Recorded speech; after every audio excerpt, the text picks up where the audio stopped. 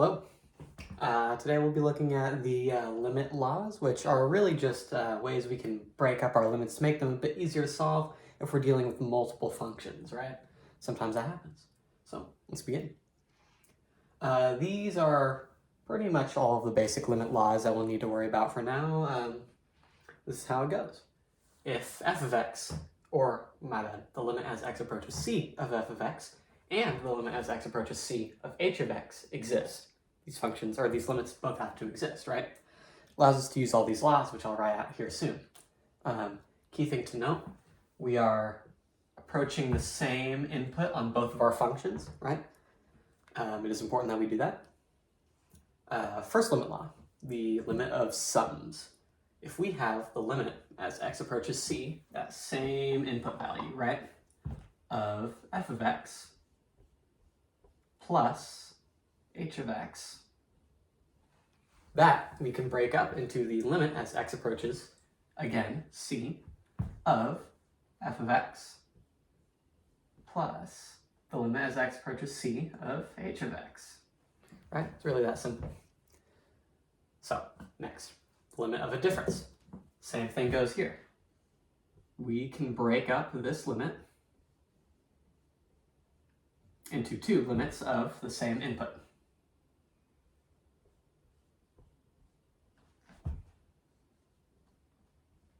Here for subtraction though, it does matter the order. The order in the limit has to match the order outside, right?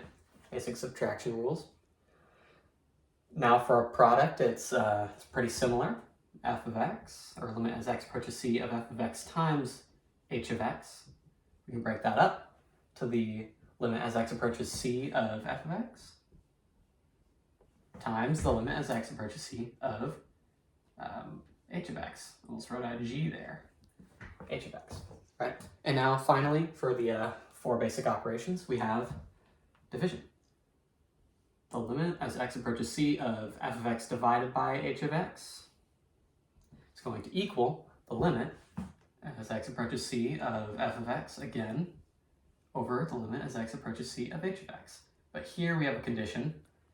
This bottom limit cannot equal 0, then we'd be dividing by 0. Can't do that, right? And now I have some bonus limits down here, right? These only require one function, but they're pretty important as well. These are probably the most used ones, although you might not realize it. So here we have a constant multiple z, right? This is just a number. It can be like 2, 3, anything, right? But what we can really do is we bump out this constant, and we end up getting this here. Now what this really means is, write it out here, z times our answer, right? Answer to whatever that limit is, x approaches c of f of x, right? Now the same thing here with powers. We have limit as x approaches c of f of x to the nth power, right? We kind of just bump that power out to the whole thing, and that arrow might not be a good representation, but here, right? Same deal. We have our answer, sorry, I'm writing sideways here, answer to the nth power, right? And that makes solving these easier, right? You don't want to have to multiply, or my bad, raise f of x to the nth power and then evaluate that limit. That's pretty tough, right? And same with all of these, right? You wouldn't want to divide f of x by h of x. If you're dealing with functions, that could get pretty difficult pretty fast, right? It's much easier to do these limits individually. Let's go over again indeterminate forms. If you remember from our problem solving videos, we have things like 0 over 0, right? These limit laws help us avoid that 0 over 0 a lot of times, especially this quotient rule here, right? Yeah, we can't have indeterminate forms. And overall, to conclude, our limit laws allow us to break up limits. I'll probably have an example video out soon showing some of these off in context.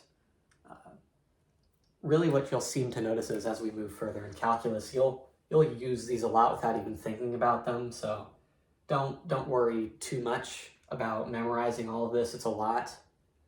Oh, sorry, there's a little bit of light in the middle of the whiteboard there. Let you all get a better look at this. Right. Those are all of the limit laws. Again, don't worry about memorizing all of these too much. They'll come naturally to you. You'll use them so much without even thinking about them that I would not raise any concern about these, right? They all make sense. It's similar to just basic algebra with the way it works. But yeah, thank you very much for joining me. Goodbye, class.